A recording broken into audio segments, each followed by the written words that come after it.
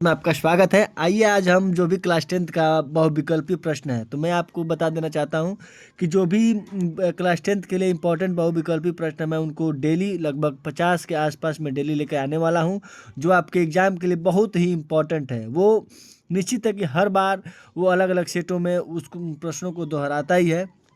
तो बिना समय का नुकसान किए मैं इस प्रश्न को आगे तक के लेके चलने के लिए कोशिश कर रहा हूं, और जो भी आपको दिक्कत होगा तो आप मुझे बताएंगे तो मैं उस पर आधारित वीडियो लेकर आऊँगा। और मेरा जो क्लास है आपको अच्छा लगेगा तो मेरे चैनल को सब्सक्राइब कीजिएगा, जिससे कि मेरा भी मोटिवेशन बढ़े और मैं आपको एग्ज़ाम के लिए हेल्प कर सकूँ। चलिए मैं पहले प्रश्न पे चलता हूँ।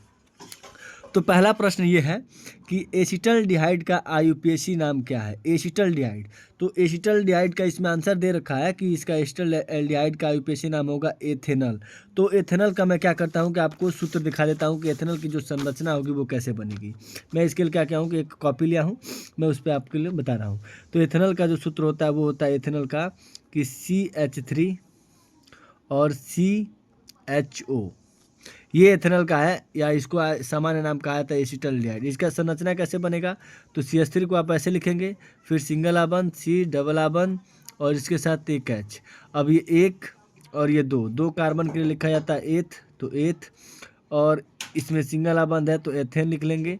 और एथेन में जो ई होता है, ई को हटा के और अनुलग्न के रूप में जोड़ा जाता है अल अल, तो ये हो जाएगा आपका एथेनॉल।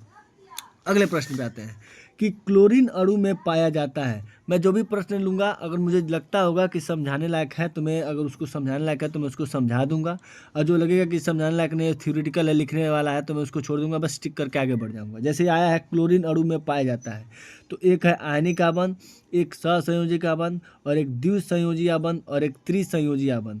तो देखिए, आयनिक आबंध उसे कहते हैं कि वह आबंध जो इलेक्ट्रॉनों के आदान प्रदान से बनता है उसे आयनिक आबंध कहते हैं। और क्लोरीन अणु है, तो क्लोरीन अणु का मतलब कि क्लोरीन का होता है सूत्र Cl2। तो जब हम क्लोरीन का निर्माण करेंगे तो इसके बीच कौन सा आबंध आएगा तो एक एक संयोजी आबंध आएगा। एक का मतलब एक हो जाएगा, और संयोजी का मतलब ये होता है कि आपस में साझा के द्वारा जो बंध बनता हो उसे कहा जाता है एक संयोजी आबंध। तो एकल आबंध है तो एक संयोजी आबंध। द्विसंयोजी आबंध का मतलब मान लो ऑक्सीजन आ गया, तो ऑक्सीजन में आप ऑक्सीजन का जब बनाएंगे विन्यास तो ऐसे बनेगा। तो इसमें क्या आ गया, दो आ गए, तो ये हो जाएगा आपका द्विसंयोजी। त्रिसंयोजी का मतलब मान लीजिए आपका नाइट्रोजन आ गया, तो नाइट्रोजन के मध्य कौन सा आबंध पाया जाता है तो ट्रिपल आबंध पाया जाता है, तो इसका मतलब ये त्रिसंयोजी है। लेकिन हमारा प्रश्न पूछ रहा है कि क्लोरीन अणु में पाया जाता है, तो आप बताएंगे एक संयोजी, तो इसका आंसर दिया भी है कि ये एक संयोजी आबंध है। देखिए अभी मैंने नाइट्रोजन का समझाया है कि नाइट्रोजन अणु में पाया जाता है, तो नाइट्रोजन अणु में कौन सा आबंध पाया जाता है, आयनिक आबंध नहीं, क्योंकि इसमें इलेक्ट्रॉनों का आदान प्रदान नहीं होता है। एक संयोजी आबंध, एक संयोजी आबंध तो क्लोरीन में पाया जाता है। द्विसंयोजी आबंध किस में पाया जाता है तो ऑक्सीजन में पाया जाता है। नाइट्रोजन में कौन सा पाया जाता है तो त्रिसंयोजी, जो आपका आंसर भी है कि त्रिसंयोजी आबंध पाया जाता है। अब आता है कि सहसंयोजी यौगिकों के विषय में कौन सा कथन सत्य है। सहसंयोजी यौगिक में तो आपका पहला दिया है, ये विद्युत के अच्छे चालक हैं, ये जल में विलय हैं, इनके अणु निश्चित आकृति वाले होते हैं, इनके गलनांक उच्च होते हैं, तो इसका आंसर आपका सी। ये थ्योरेटिकल है तो इसको समझाने लायक नहीं, आप जब किताब पढ़ेंगे तो ये आपको क्लियर हो जाएगा। आगे हम पांचवें प्रश्न पे कि हाइड्रोजन साझेदारी कर अस्थायी विन्यास प्राप्त करने के लिए अपने बाह्यतम कक्ष में इलेक्ट्रॉन पूरे कर सकता है। आइए इसको मैं समझाता हूँ। अब बात आती है हाइड्रोजन का, तो हाइड्रोजन का जो परमाणु क्रमांक होता है वो एक होता है। तो मैं बता देना चाहता हूँ कि बोर के नियमानुसार क्या होता है। तो बोर के नियमानुसार उनका ये कथन था, रुकिए यहाँ पे मैं रखता हूँ, कि पहला कोष्ठक, ये दूसरा कोष्ठक, ये तीसरा कोष्ठक और ये चौथा कोष्ठक, ये समझाने वाली चीज़ें हैं, इसलिए मैं समझा दे रहा हूँ। क्योंकि देखिए प्रश्न में निश्चित थोड़ी है कि यही आपका प्रश्न आएगा, ये भी तो हो सकता है कि इस पर आधारित हाइड्रोजन का पूछा है, कहीं पूछ दे कि आप हीलियम का बताइए, नाइट्रोजन का बताइए, ऑक्सीजन का बताइए, किसी का भी पूछ सकता है। तो इसी टाइप में ना पूछेगा, तो इसीलिए मैं कह रहा हूँ कि इस पर कोई भी आधारित प्रश्न बनेगा तो उसको आप कर लेंगे। तो ये होगा n बराबर 1, n बराबर 2, n बराबर 3 और ये n बराबर 4। यानी कि n का मतलब आप समझेंगे कि ये नंबर है, ये पहला कोष्ठक, नंबर ये दूसरा कोष्ठक, नंबर ये तीसरा कोष्ठक, नंबर ये चौथा कोष्ठक। अब नंबर है तो इनकी क्षमताओं को भरने का क्रम उन्होंने दिया है 2n²। यानी कि जिस कोष्ठक में कितने इलेक्ट्रॉन भरेंगे वो उसमें कितने इलेक्ट्रॉन भरेंगे वो नंबर ये डिसाइड करेगा 2n²। यानी कि अगर मान लो हमें दूसरा पता करना है तो 2 है तो 2, n का मान रखेंगे हम 2 और 2 का वर्ग करेंगे तो 2 का वर्ग करेंगे तो हो जाएगा 4 और 4 में 2 से गुणा करेंगे तो 8। उसी तरह 3 रखेंगे तो 3 3 9 और 9 दूना 18। यानी कि पहले में 2, दूसरे में 8 और तीसरे में 18 और चौथे में 32। यानी कि आप लोग जब क्लास 9 में पढ़े होंगे तो आप लोग को पता भी होगा कि ये चीज़ें होती हैं। तो अब हमें हाइड्रोजन का विन्यास करना है तो हाइड्रोजन का विन्यास तो एक ही हो गया। तो पहला कोष्ठक में 2, दूसरे में 8, तीसरे में 18 और चौथे में 32। आप या तो इलेक्ट्रॉनों के भरने से क्रम से पता कर लीजिए या आप ऐसे पता कर लीजिए कि ये 2 लीटर का बोतल है, ये 8 लीटर का बोतल है, ये 18 लीटर का बोतल है और ये 32 लीटर का बोतल है। जैसे मान लीजिए हमको लिथियम का करना होता तो लिथियम का होता है 3, तो पहले में 2 लीटर पानी भरेंगे और दूसरे में 1 लीटर। पहला बोतल जब पूर्ण रूप से भर गया तभी ना दूसरे वाले में आए हैं। तो हाइड्रोजन को अगर अपना पूरा बोतल भरना है तो उसे कितने लीटर पानी की आवश्यकता है, तो सिर्फ कितने लीटर की, तो 2 लीटर की। तो देखिए हाइड्रोजन साझेदारी का अस्थाई प्राप्त करना है तो कितने लीटर में हो जाएगा, 8 लीटर में नहीं क्योंकि दूसरा हो जाएगा, 4 लीटर में नहीं, 1 लीटर में नहीं, 2 लीटर में। इसीलिए इसका आंसर कितना है, तो 2 लीटर है। आगे हम चलते हैं। प्रोपेन का रासायनिक सूत्र क्या होता है, तो प्रोपेन का रासायनिक CH4, C3H8, C6H10, C2H6। तो इसका आंसर दिया है C3H8। तो आइए हम प्रोपेन का मतलब समझते हैं। तो देखिए कार्बन में क्या होता है कि C1, C2, C3, C4, C5, C6, C7, C8, C9, C10। यानी जो भी ये कार्बन होते हैं उनके क्रम के अनुसार उनका अलग अलग नाम होता है। जैसे C1 यानी अगर एक कार्बन आएगा कार्बनिक यौगिक में तो उसको हम बोलते हैं मेथ। 2 कार्बन आएगा तो उसके लिए लिखते हैं एथ। 3 कार्बन आएगा तो उसके लिखते हैं प्रोप। 4 कार्बन आएगा तो उसके लिखते हैं ब्यूट। 5 कार्बन आएगा तो उसके लिखते हैं पेंट। 6 कार्बन आएगा तो उसके लिखते हैं हैक्स। 7 कार्बन आता है तो उसके लिखते हैं हैप्ट। और 8 कार्बन आता है तो उसके लिए लिखते हैं हम लोग ऑक्ट। 9 कार्बन आता है तो उसके लिखते हैं नॉन। और 10 कार्बन आता है तो उसके लिखते हैं हम लोग डेक। अब इसमें क्या होता है कि यानी जो भी ये कार्बन आएंगे तो उनके क्रम के अनुसार इनका नाम है। लेकिन अगर मान लीजिए हमको लिखना है प्रोपेन, आपसे कुछ भी पूछा जा सकता है, प्रोपेन पूछा सकता है, ब्यूटेन पूछ सकता है, हेक्सेन पूछ सकता है, ऑक्टेन पूछ सकता है, लेकिन नियम तो सब में सेम होगा। अब प्रोपेन पूछा तो प्रोपेन के लिए प्रोप के लिए कितने कार्बन, तो 3 कार्बन। 3 कार्बन। अब इसमें नाम में जुड़ा है एन की मात्रा, तो 3 आबंध होते हैं। एक सिंगल आबंध होता है, एक डबल आबंध होता है और ट्रिपल आबंध होता है। तो जब सिंगल आबंध आएगा तो उसके नाम में हम जोड़ेंगे एन या इंग्लिश में ANE। डबल आबंध आएगा तो उसके नाम में हम जोड़ेंगे इन या इंग्लिश में ENE। और ट्रिपल आबंध आता है तो उसके नाम में हम जोड़ते हैं आइन या ट्रिपल आबंध में जोड़ते हैं इंग्लिश में आइन। तो 3 कार्बन है तो 3 कार्बन है, 3 कार्बन ले लेंगे क्योंकि नाम में क्या है प्रोप, तो 3 कार्बन। नाम में क्या जुड़ा है एन का मतलब इसमें क्या आएगा, तो सिंगल आबंध आएगा, तो सिंगल आबंध। और सिंगल आबंध जब कार्बन आएगा तो इनकी बैलेंस ही पूरा करेंगे यानी 4 करेंगे। तो इस कार्बन के पास कितना है, 1 है तो 1 2 3 4। इसके पास 1 2 3 4। इस कार्बन के पास 1 है तो 1 2 3 और 4। ये हो गया आपका प्रोपेन का सूत्र। तो क्या बनेगा शॉर्ट फॉर्म, तो 1 2 3 3 कार्बन, तो 3 कार्बन। हाइड्रोजन कितने होंगे, तो 1 2 3 4 5 6 7 8 यानी कि 8 हाइड्रोजन। या एल्केन का सूत्र होता है CnH2n+2 यानी कि जितने कार्बन होंगे उसके दोगुना से 2 अधिक हाइड्रोजन होंगे। यानी कि 3 कार्बन होंगे तो इसका दोगुना कितना होगा 6 और उसमें 2 और जोड़ेंगे तो हाइड्रोजन 8। यानी कि इसका हो जाएगा प्रोपेन का सूत्र हो जाएगा, प्रोपेन का सूत्र होगा आपका C3H8। तो इसका आंसर है C3H8। अगर आपको क्लास अच्छी लगती हो तो मेरे चैनल को सब्सक्राइब कीजिए और लाइक कीजिए और आप कमेंट में ज़रूर बताएं कि मेरी क्लास आपको कैसी लग रही है। जैसे आ गया देखिए प्रोपेनॉल, तो प्रोपेन का मतलब इसमें कार्बन कितने होंगे 3। अब स्मार्ट किसे कहते हैं, देखिए प्रोपेनॉल का मतलब कि इसमें 3 कार्बन आएंगे, तो देखिए 3 कार्बन इसमें है 3 कार्बन इसमें है, 3 कार्बन इसमें है, तो इसका मतलब कि जब इसमें 2 कार्बन है तो इसका आंसर ये नहीं होगा। ऑप्शन एलिमिनेट करके भी आप पता कर सकते हैं कि इसका, अब 3 पे ही आपका झगड़ा है। ऑल लगाया, ऑल का मतलब सब में OH होना चाहिए, तो देखिए OH सब में है। अब हमको पता करना है कि इसका प्रोपेनॉल का सूत्र क्या होगा। तो प्रोपेन का मतलब कि 3 कार्बन, सबको सिंगल आबन से जोड़ दीजिए। OH का मतलब इसमें लगना चाहिए, OH मतलब अल्कोहल लगना चाहिए, और सबकी बैलेंसी को क्या कर दीजिए, पूरा कर दीजिए। अब हम गिनते हैं कि 3 कार्बन होना चाहिए, तो 3 कार्बन 3 कार्बन। हाइड्रोजन कितने होना चाहिए, तो 1 2 3 4 5 6 7, 7 हाइड्रोजन चाहिए। इसमें 5 है, ये नहीं होगा। इसमें 5 है तो ये तो ऐसे ही छट गया था। इसमें 6 हाइड्रोजन, ऐसे नहीं होगा। तो बचा क्या, D। तो आपका आंसर हो जाएगा D ऐसे। उसके बाद हम आते हैं, नीचे करते नहीं, उसके बाद हम आते हैं 8वें नंबर प्रश्न में कि मार्स गैस में मुख्यतः होता है। तो मार्स गैस का मतलब इस होता है, इसको एक मेथेन गैस भी कहा जाता है। तो मेथेन का मतलब कि मेथ मतलब होता है 1 कार्बन, और N लगाया तो सबको सिंगल आबन से जोड़ देंगे। तो ये सूत्र बन जाएगा 1 2 3 4 यानी CH4, यानी D इसका आंसर सही हो जाएगा।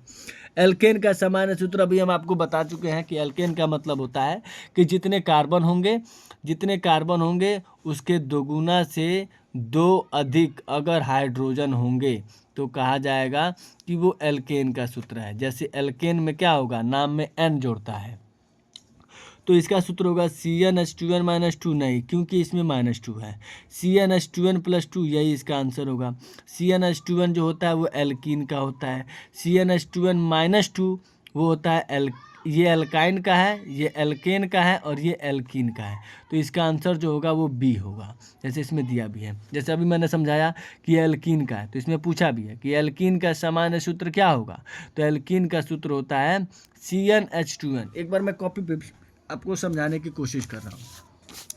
3 सूत्र हैं, एक CnH2n+2, CnH2n, एक है CnH2n-2। आप इसको बोलचाल की भाषा में सीखिए कि जितने कार्बन होंगे, जितने N का मतलब कि भाई 1 2 जितने कार्बन हो उसके दोगुना से 2 अधिक अगर मिलेगा, यानी मान लीजिए कार्बन की संख्या हम 4 रख रहे हैं, इसका दोगुना करेंगे तो 8 हो जाएगा। अगर हम इसमें 2 जोड़ देंगे तो ये बन जाएगा आपका एल्केन। जितने कार्बन लेंगे, मान लीजिए 4 कार्बन लेंगे, अगर इसका हम दोगुना कर देंगे तो ये बन जाएगा एल्कीन। नाम भी लिख देते हैं, ये है आपका एल्केन, ये है आपका एल्कीन, और ये है आपका एल्काइन। यानी कि जितने कार्बन थे उसके दोगुना कर दिए तो ये बन गया एल्कीन। जितने कार्बन थे उसके दोगुना तो किए, 4 दूना 8 किए, लेकिन उसमें 2 जोड़ दिए, तो अब हाइड्रोजन कितने हो गए, तो हाइड्रोजन हो गए आपके 10, तो ये बन जाएगा एल्केन। जितने कार्बन थे उसके दोगुना से 2 कम कर दिए, जैसे मान लीजिए हम 4 हाइड्रोजन लिए और 4, तो इसका दोगुना कितना हो गया, 4 दूना 8। अब इसमें से हम 2 हाइड्रोजन कम कर दिए तो ये कितना बन गया, 6, यानी इसका सूत्र बनेगा C4H6। तो ये आपका बन जाएगा एल्काइन। ये सूत्र के हिसाब से आप इसको जान सकते हैं। तो एल्कीन का क्या होगा, CnH2n, तो ये हो जाएगा। उसी तरह फिर एल्काइन का क्या होगा कि जितने कार्बन होंगे उसके दोगुना से 2 कम, आप लोग समझ चुके होंगे। तो इसका आंसर हो जाएगा, इसका एल्काइन है, ये देखिए गलती किया है, एल्काइन का पूछा है और इसका आंसर कितना दिया है कि CnH2n, तो यानी ये इसका आंसर जो है गलत दिया है। इसका आंसर क्या होगा, CnH2n-2, यानी यहाँ होगा 2n-2, और आंसर होगा A। आपको अगर जानकारी होगा तभी आप ये सही भी कर पाएंगे। उसके बाद कह रहा है कि निम्न में से कौन सा एल्केन को प्रदर्शित करता है। जो देखिए क्लास 10 का जो भी मैंने ये प्रश्न लिया है वो कार्बन तथा उसके यौगिक है। उसके बाद हम लोग तत्वों का वर्गीकरण का पढ़ेंगे। उसके बाद देखिए कह रहा है कि कौन सा एल्केन को प्रदर्शित करता है। एल्केन का मतलब अभी मैंने समझा चुका है आपको कि जितने कार्बन होंगे उसके दोगुना से 2 अगर अधिक आते हैं तो वो आपके एल्केन होते हैं। तो देखिए 3 दूना 6, 6 2 8 होना चाहिए, ये होगा नहीं। 3 दूना 6 आ गया यानी ये एल्कीन है, ये होगा नहीं। 7 दूना 14, 14 2 16, यानी कि आपका आंसर C होगा। ये 9 दूना 18, 18 में से 2 कम कर दिया है तो कितना आ गया है 16, यानी ये एल्काइन है, ये होगा नहीं। तो आपका आंसर C सही है। उसके बाद निम्न में से कौन सा यौगिक एल्काइन है। देखिए एल्काइन का सूत्र मैंने क्या बता रखा है, तो एल्काइन का सूत्र होता है CnH2n-2, यानी कि जितने कार्बन होंगे उसके उसके 2 कम अगर होंगे, दुगुना से 2 कम होंगे तो वो आपके एल्काइन होंगे। तो 6 दूना 12 ये दुगुना है, 7 दूना 14 तो कम है, आंसर आपका यही होगा। आगे बढ़ते हैं, 7 दूना 14 ये भी नहीं होगा, 6 दूना 12 अब 12 में से 2 कम ये भी नहीं होगा। देखिए 7 दूना 14 2 16 इसमें 2 जोड़ दिया ये भी नहीं होगा, 6 दूना 12 12 में से 2 कम कर दिया है तो 10, यानी यही आपका आंसर होगा, डी आपका आंसर होगा। उसके बाद बोल रहा है प्रश्न नंबर 14 कि निम्न में से कौन सा यौगिक ब्रोमीन जल को रंगहीन करता है। ये आपको याद करना, ये थ्योरेटिकल है, जब आप लोग किताब पढ़े होंगे तो आपको इसको याद करिएगा। इसका आंसर होगा ना ए होगा C3H8, C3H4, C4H10, CCl3। ये आपका है, ये C3H8 का मतलब ये आपका प्रोपेन का सूत्र है। C3H4 3 दूना 6 6 में से 2 कम कर दिया है तो ये हो गया प्रोपाइन। C4H10 4 दूना 8 8 2 10 यानी ये है ब्यूटेन। और CCl4 को हम लोग बोलते हैं, ये आपका है ये किस चीज़ का है, कार्बन टेट्राक्लोराइड का सूत्र है। ये बहुत इंपॉर्टेंट है, आप लोग इसको याद कर लीजिएगा, कार्बन टेट्राक्लोराइड, ठीक है, इसको ये आपका है आपका प्रोपाइन का सूत्र, ये आपका प्रोपेन का सूत्र है, और ये आपका है ब्यूटेन का सूत्र। तो इसका आंसर हो जाएगा C3H8।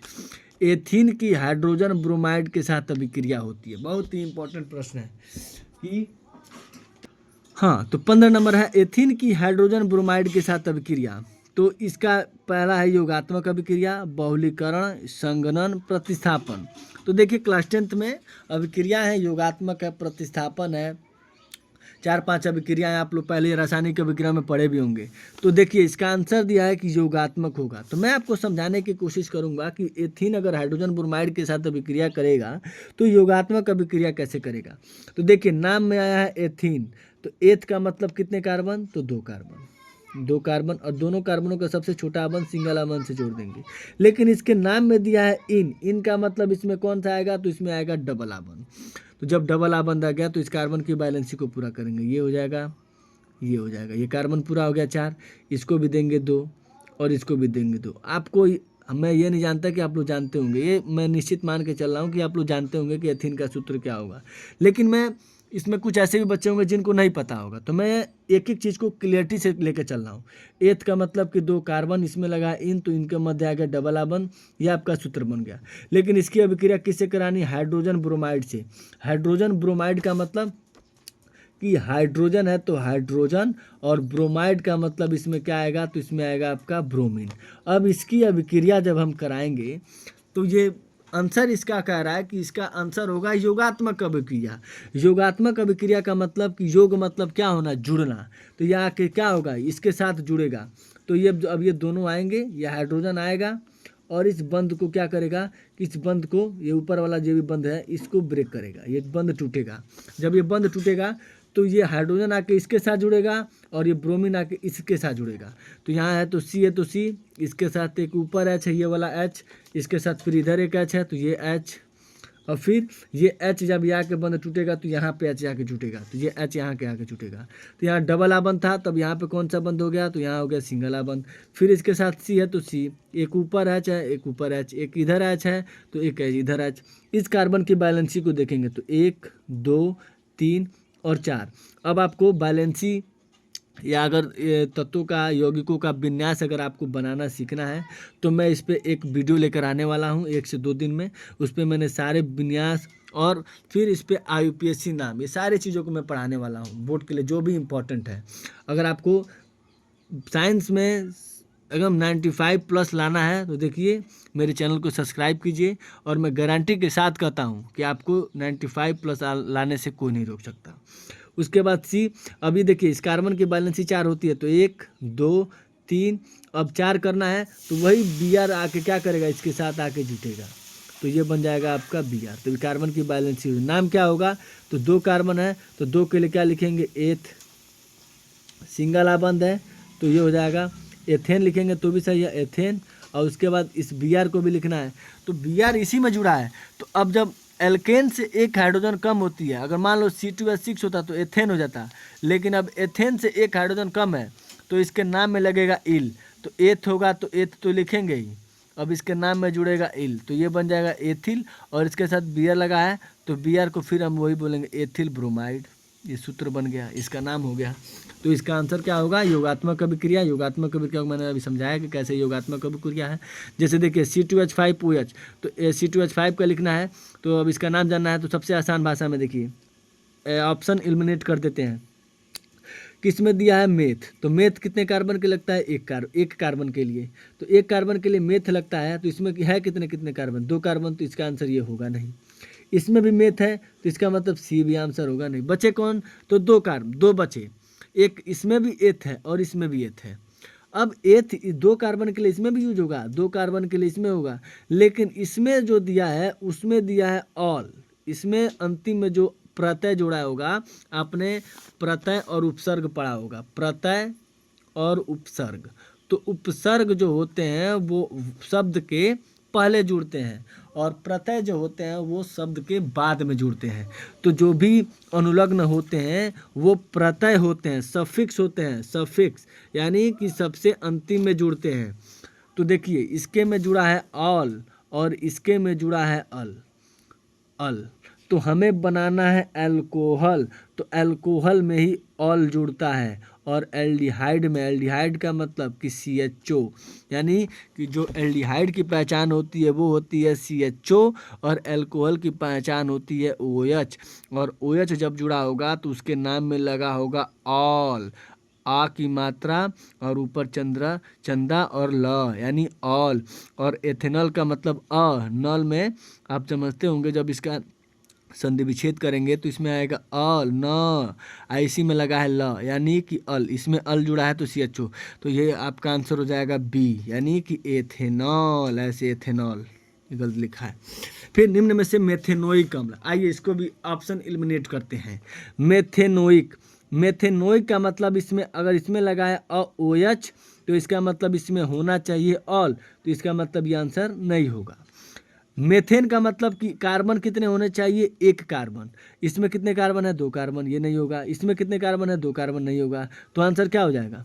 एक ही होगा, क्योंकि इसमें कितने कार्बन चाहिए? 1 कार्बन, और इसमें है कितने कार्बन? 1 कार्बन, तो आंसर यही हो जाएगा। ओइक लगा है, ओइक का मतलब इसमें होना चाहिए एसिड, अम्ल होना चाहिए, और अम्ल की पहचान होती है सिंगल आबंध COOH। COOH इसमें भी है, इन दोनों में COOH है नहीं, तो ये दोनों ऐसे ही नहीं होंगे।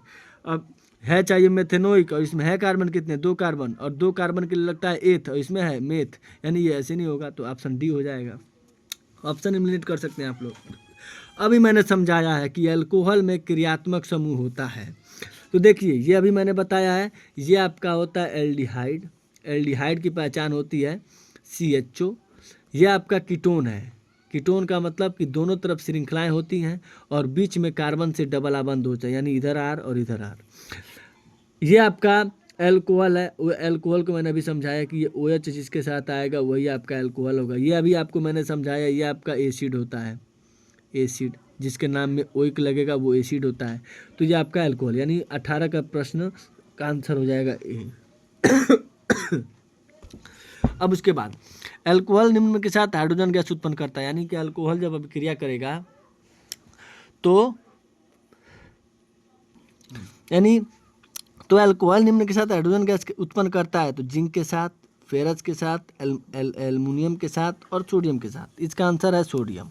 यह आपको अभिक्रियाएं सब पे अलग अलग अभिक्रियाएं हैं, यानी जो आपको बुक जहाँ से भी आप पढ़े होंगे, कोचिंग में, स्कूल में, वो आपको पढ़ाया होगा। इसको आप लोग को देखना पड़ेगा, क्योंकि इसके लिए मुझे 4 अभिक्रिया पढ़ेंगे, फिर वीडियो और लंबा होगा, मुझे और भी प्रश्न पढ़ाने हैं।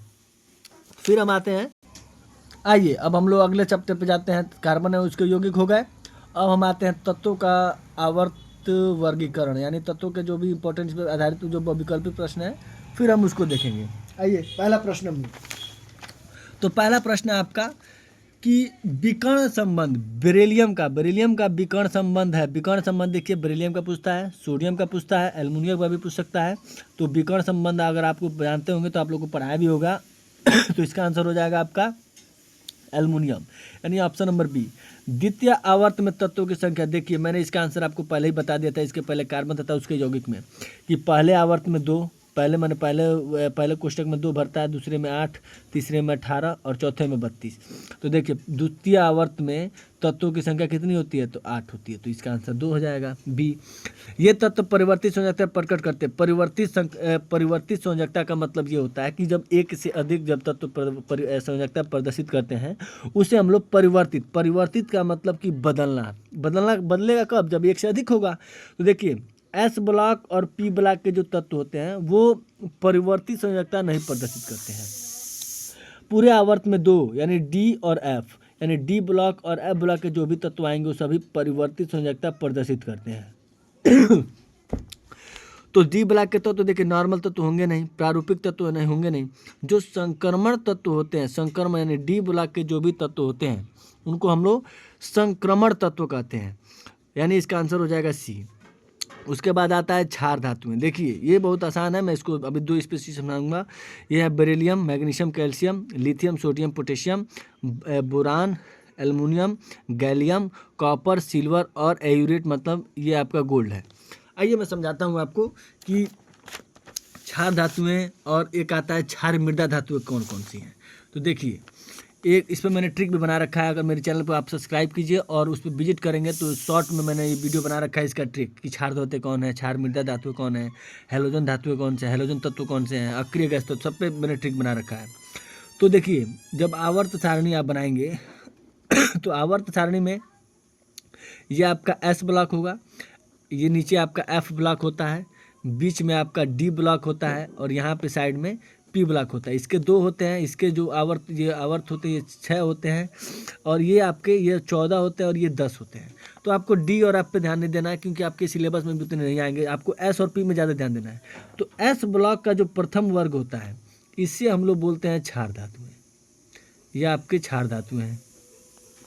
और एस ब्लॉक का जो दूसरा आवर्त होता है, दूसरा वर्ग, वो आपका होता है क्षारीय मृदा धातुएं, मृदा धातुएं। ठीक, तो देखिए क्षार धातु में क्या है कि लीना जी ने कहा रूबिडियम से कि सीजियम जी फ्रांस चलिए। इसका ट्रिक है कि लीना जी ने कहा रूबिडियम मतलब रूबिडियम, सीजियम से कहा कि फ्रांस चलिए। और इसका होगा कि बेटा से बी हो जाएगा, मांगे से एम जी होगा, मांगे, कार से मतलब कैल्शियम हो जाएगा, कार, स्कूटर से इंस्टांसियम, अब्बा से बेरियम, बाप रे ये हो जाएगा। यानी कि बेटा, मांगे, कार, स्कूटर, बाप रे ये हो जाएंगे। जब पूछेगा कि क्षार मृदा धातु है कौन सी है, ऐसे पूछेगा कि नहीं 2 क्षार धातु चाहे कि नहीं 4 धातुओं के, तो इनमें से किसी को भी लिख सकते हैं आप लोग कि क्षार धातुएं किसे कहते हैं। तो एस ब्लॉक के द्वितीय वर्ग के तत्वों को क्षार धातु कहते हैं, क्षार मृदा धातु कहते हैं। क्षार धातु किसे कहते हैं, तो एस ब्लॉक के प्रथम वर्ग के तत्वों को क्षार धातु कहते हैं। तो अब इसमें देखिए कौन कौन है। कॉपर है नहीं, ऐसे नहीं होगा। बोरान ये होगा नहीं। देखिए बेरिलियम, मैग्नीशियम, कैल्शियम, तो बेरिलियम, मैग्नीशियम, कैल्शियम किस में है, तो क्षार मृदा धातु में है। इसका मतलब इसका आंसर ये भी नहीं होगा क्या, तो लिथियम, सोडियम, पोटेशियम, तो लिथियम, सोडियम, पोटेशियम में क्षार धातु हैं, तो इसका मतलब इसका आंसर बी होगा। ऐसे इसको आप लोग क्या कीजिएगा कि कॉपी में कहीं इसको आप लोग कॉपी में नोट कर लिए, क्षार धातुएं, क्षार मृदा धातुएं। और यहाँ पे फिर हैलोजन वर्ग के तत्व आते हैं, तो सब आगे जब आएगा तो मैं समझाऊंगा। इस पर मैंने ट्रिक बना रखा है। किस तत्व की विद्युत धनात्मकता सबसे अधिक होती है। तो देखिए विद्युत धनात्मकता की बात आई है, तो देखिए धनात्मकता तो जो एफ होता है वो माइनस चार्ज होता है, वो तो ऐसे नहीं होगा। पहले ऑप्शन एलिमिनेट कर लेना चाहिए, ये इसी को कहते हैं स्मार्ट वर्क। आप बिना सॉल्व किए पहले जितना अपना जोड़ लगाना चाहते हैं उसको लगा के पहले सॉल्व कीजिए। मैग्नीशियम का +2 होता है, पोटेशियम का +1 होता है, सोडियम का +1 होता है। तो सोडियम से भी ज़्यादा क्रियाशील होता है पोटेशियम, तो यानी पोटेशियम हो गया, इसका आंसर डी हो जाएगा। सर्वाधिक हाइड्रोजन संयोजकता होती है समूह के तत्वों में, यानी कि किस समूह के तत्वों में सर्वाधिक हाइड्रोजन क्षमता होती संयोजकता होती है। तो हाइड्रोजन की संयोजकता कितनी सर्वाधिक हाइड्रोजन संयोजकता होती है किसमें, तो ना 1 होती है ना इसमें होती है। आपकी सर्वाधिक संयोजकता कितनी होती है, तो 4। ऐसे बताया भी है कि हाइड्रोजन की संयोजकता 4 होती है। तत्व ABCD तथा ई के परमाणु क्रमांक 9 इतना इतना है। तत्वों का कौन सा युग्म समान समूह से संबंधित है? समूह से संबंधित है। जब आप लोग तत्वों का वर्गीकरण इसमें पढ़े होंगे तो उसमें वर्ग आवर्त सब बताया जाता है। तो देखिए, यानी कि अब मान लीजिए ऐसे देख लीजिए कि ये आपका फ्लोरीन का, ये आपका है सोडियम का, ये है आपका 17 पे है क्लोरीन, ठीक, और 12 पे आता है मैग्नीशियम और 13 पे आता है एल्युमिनियम। अगर आपको तत्वों का नाम याद होता तो आप लोग तुरंत कहते कि देखिए ये होगा। मैं बताता हूँ, इसमें हैलोजन वर्ग के सदस्य कौन कौन से 17वें वर्ग में आते हैं? फ्लोरीन है, क्लोरीन है, ब्रोमीन है, आयोडीन है, ठीक। देखिए सोडियम है तो सोडियम के साथ और भी कोई है? सोडियम के साथ क्लोरीन है इसमें? नहीं है। मैग्नीशियम है? नहीं, मैग्नीशियम तो दूसरे वाले में, तो ना सोडियम होगा ना क्लोरीन होगा, यानी कि ना बी होगा ना सी होगा। अब देखते हैं, ना बी होगा ना ये सी होगा, ना ए होगा ना बी होगा। उसके बाद से 13 पे एल्युमिनियम है तो एल्युमिनियम है ही नहीं। तो कौन कौन से मिल रहे हैं? तो एक फ्लोरीन मिल रहा है और एक क्लोरीन मिल रहा है, यानी कि क्लोरीन और फ्लोरीन एक ही वर्ग के तत्व हैं। देखिए हैलोजन में, तो यानी इसका मतलब कि इसका कौन सा होगा? तो ए होगा और सी होगा। तो इसका आंसर है कि ए और सी जो है एक ही समूह के तत्व हैं, एक ही समूह के। यही पूछ रहा है। प्रश्न सारे सबको आते हैं, मैं जानता हूँ, लेकिन आपका दिमाग उस समय कितना काम कर रहा है यही सबसे बड़ी बात होती है। कह रहा कोई तत्व जो क्षारकीय ऑक्साइड बनाता है उसका परमाणु संख्या है। क्षारकीय ऑक्साइड, तो ये आपका 18 पे आर्गन होता है, सिलिकॉन होता है, पोटेशियम होता है और क्लोरीन होता है। क्षारकीय ऑक्साइड, देखिए क्षारकीय ऑक्साइड जो होते हैं वो जो धातु होते हैं, धातु में जो पहले वर्ग के तत्व होते हैं वो सभी क्षारकीय ऑक्साइड बनाते हैं। तो क्षारकीय ऑक्साइड पहले वर्ग में कौन होगा? आर्गन 18वें में होता है, ये 17वें में होता है और ये 14वें में, यानी सिलिकॉन होता है वो उसमें होता है छोटी सिस्टर, यानी कि कार्बन परिवार में है, तो ये होगा नहीं, यानी इसका हो जाएगा आंसर डी, यानी कि 19, यानी पोटेशियम जो होगा वही होगा। उसके बाद कह रहा है कि निम्नलिखित में अम्लीय ऑक्साइड बनाता है परमाणु क्रमांक 7 युक्त तक, तो इसका आंसर हो जाएगा यही 7वां। परमाणु क्रमांक 14 वाला तत्व कठोर है तथा अम्लीय ऑक्साइड एवं एक सहसंयोजक हैलाइड बनाता है। यह तत्व निम्नलिखित में से किस वर्ग से संबंधित है? तो देखिए परमाणु क्रमांक 14 पे कौन आता है? तो 14 पे आते हैं आपके सिलिकॉन भैया। अब यही सिलिकॉन भैया जो है, सिलिकॉन धातु नहीं है, अधातु भी नहीं है, तो सिलिकॉन है क्या? तो वो आपका उपधातु होता है। ऐसे भी आप जान सकते हैं। इस पे गुण आपको ये समझ में आ रहा है, ये प्रश्न समझ में आ रहा है कि ऑक्साइड बनावला, ये सहसंयोजक हैलाइड बनावला से कोनो मतलब नहीं है। मतलब क्या है कि सिलिकॉन धातु नहीं है, अधातु नहीं है, तो वो है क्या? तो उपधातु। इसका आंसर यही हो जाएगा। आवर्त सारणी में एक समूह के ऊपर से नीचे जाने पर निम्नलिखित में क्या नहीं बढ़ती है? देखिए ये बहुत, मैंने इस पर एक वीडियो लाने वाला हूँ। सारी चीज़ों को मैं, देखिए बोर्ड आते आते आपको सारी चीज़ पढ़ा दूंगा। आप मेरे वीडियो को देखते रहेंगे, सारी चीज़ें क्लियर होती जाएंगी। कि परमाणु त्रिज्या, धात्विक अभिलक्षण, इधर से इधर जाएंगे तो धात्विक घटता है। सहसंयोजकता, यानी सहसंयोजकता जो होती है वो आपकी क्या होती है? बढ़ती नहीं, वो घटती जाती है, यानी ये धनात्मक होते हैं और उधर जाके उस साइड में ऋणात्मक हो जाते हैं। निम्नलिखित में किस तत्व में अधिकतम संयोजी इलेक्ट्रॉन है? संयोजी इलेक्ट्रॉन का मतलब कि सबसे आखिरी में किसके पास इलेक्ट्रॉनों की संख्या सबसे ज़्यादा है?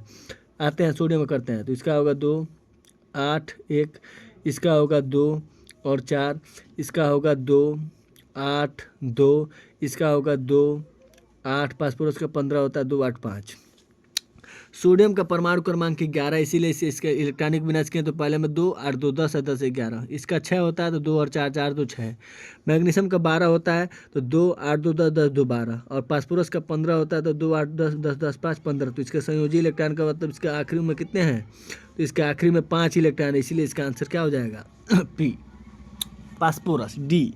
सर्वाधिक ऑक्सीजन संयोजकता होती है, तो सर्वाधिक ऑक्सीजन संयोजकता समूह के तत्वों को होती है, तो सर्वाधिक किसमें होती है? तो ये 6, 5, 2, 7, यानी 7 ऑक्सीजन संयोजकता होती है 7वें वर्ग के तत्वों में। तत्वों के गुण निर्भर करते हैं उनके परमाणु के प्रोटॉनों की संख्या के न्यूट्रॉनों की संख्या पर, द्रव्यमान के उपयोग में चीज नहीं। तो किसमें?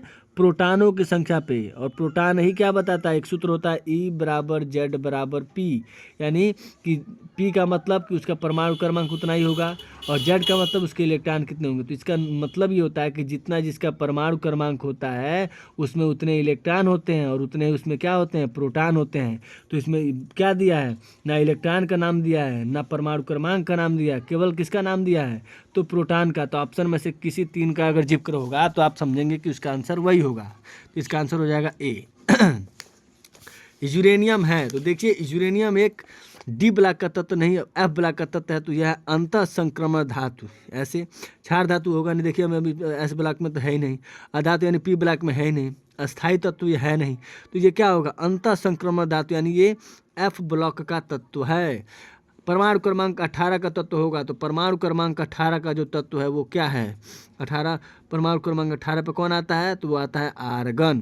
तो देखिए संक्रमण धातु यानी डी ब्लॉक में होगा नहीं, आवर्त संख्या 4 में है नहीं, वर्ग संख्या 0 में है, यानी कि वर्ग संख्या 0 को ही क्या कहता है, 18वां वर्ग तत्व को वर्ग 0 में रखा गया। कौन कौन है, आर्गन है, क्रिप्टॉन है, जिनान है, हीलियम है, रेडान है, ये सभी 18वें वर्ग के तत्व हैं। एक तत्व एम के ऑक्साइड का सूत्र एमओ है, इसके नाइट्रेट का सूत्र क्या होगा। देखिए तत्व एम के ऑक्साइड का एम है, ऑक्साइड है, तो मान लीजिए एम के ऑक्साइड का सूत्र एमओ है, तो ये एमओ हो गया। इसके नाइट्रेट का सूत्र लिखना है, तो एम तो होगा ही, नाइट्रेट का NO3, ठीक, NO3। अब NO3 है तो इसका बैलेंसी अगर इसका 2 है, 2 है, तभी तो ये बराबर आ गए हैं, तो इसका 2 और इसका होता है 1, तो ये हो जाएगा इसके ऊपर, ये चला जाएगा इसके ऊपर, तो क्या बनेगा, इसका बनेगा MnO3। अब NO3 कितना है, 2 है, तो 2 MnO3 का होल ट्वाइस, यानी इसी का आंसर हो जाएगा MnO3 का होल ट्वाइस, यानी इसका आंसर हो जाएगा बी। उभयधर्मी ऑक्साइड है, तो उभयधर्मी ऑक्साइड Al2O3 है, इसको आप लोग याद कर लेंगे। अब 19 नंबर का प्रश्न जो है कि निम्न में उष्मीय ऑक्साइड है, उष्मीय ऑक्साइड मतलब जो उष्मा देते हैं, तो इसका आंसर हो जाएगा डी, यानी कि P2O5। देखिए आपको कुछ प्रश्नों को याद करना पड़ेगा, उसमें कुछ समझाने का कोई जिक्र नहीं है, वो जो गुण है उनको याद करना पड़ेगा। निम्नलिखित में क्षारीय धातु, अभी मैंने इसको समझा दिया है कि क्षारीय धातु देखिए दूसरे वर्ग में है, ये डी ब्लॉक में है, एल्युमिनियम होगा नहीं तो सोडियम है, तो यानी क्षारीय धातु में सोडियम हो जाएगा बी। क्षार धातुएं देखिए गलत है, इसका आंसर बेरिलियम ना होके ये होगा सोडियम। ये क्षार मृदा धातु है, कुछ गलतियां भी हैं इसमें, क्षार मृदा धातु है, क्षार मृदा धातु, इसका जो आंसर होगा वो क्षार धातु सोडियम होगा। एक तत्व के कार्बोनेट का सूत्र NCO3 है, इसके क्लोराइड का सूत्र होगा, तो देखिए NCO3, तो कार्बोनेट पे होता है 2, तो जब ये इस पर इसको घेरा नहीं गया है तो इसका मतलब जाहिर सी बात है इसकी बैलेंसी 2 है, जब दोनों की बैलेंसी 2 है तभी ये NCO3 लिखा गया है, तो यानी कि नाइट्रोजन का 2 और आपको क्लोराइड का सूत्र कितना है, क्लोराइड का कितना होता है, 1 होता है, तो ये चला जाएगा इसके ऊपर और ये चला जाएगा इसके ऊपर, तो सूत्र क्या बनेगा NCl2, तो इसका आंसर हो जाएगा एन रखा है, देखिए अब क्या कर रहा है कि अब एम रख दे, तो इसका कोई बात नहीं है, एन की जगह पे एम आ गया है तो MCl2 हो जाएगा, यानी NCl2 चाहे MCl2, बात एक ही है। उसके बाद विकर्ण संबंध के तत्व हैं, विकर्ण संबंध बहुत इंपॉर्टेंट है, मैं आपको बता भी दिया हूँ, आप अपने बुक में जाकर देख भी लीजिएगा, अगर नहीं समझ में आएगा तो आप बताएंगे तो मैं बता भी दूंगा। तो इसका आंसर हो जाएगा लिथियम तथा मैग्नीशियम। अब मैं आपको बता देना चाहता हूँ कि कुछ प्रश्न बाकी रह गए हैं क्योंकि मुझे कहीं जाना है, सो मैं आपको ये बता देना चाहता हूँ कि अगर आपको मेरा क्लास अच्छा लगता हो तो आप डेली मैं लगभग 50 बहुविकल्पी प्रश्न लेकर आने वाला हूँ और थ्योरी भी मैं पढ़ाने वाला हूँ, बोर्ड से संबंधित जो भी हो। हाँ, मुझे ये भी नहीं है कि मैं पूरा किताब पढ़ाने वाला हूँ, मैं देख ही रहे हैं आप लोग कि जो भी MCQ में जो भी प्रश्न आ रहे हैं बहुविकल्पी में, और जितना एक्सप्लेनेशन करने लायक हो रहा है मैं कर भी दे रहा हूँ कि ऐसे ऐसे बनेगा। अभी तो सब डीपेस्ट अभी नहीं जा रहा है, लेकिन अभी जब हम आगे जब पढ़ेंगे तो सारे प्रश्नों को हम लोग डीप में जाके गहराई से एकदम पढ़ने वाले हैं। तो इसलिए अगर आप मेरे चैनल पर पहली बार हैं तो चैनल को सब्सक्राइब कीजिए और कमेंट में आप ज़रूर बताएं कि मेरी क्लास आपको कैसी लगी। धन्यवाद।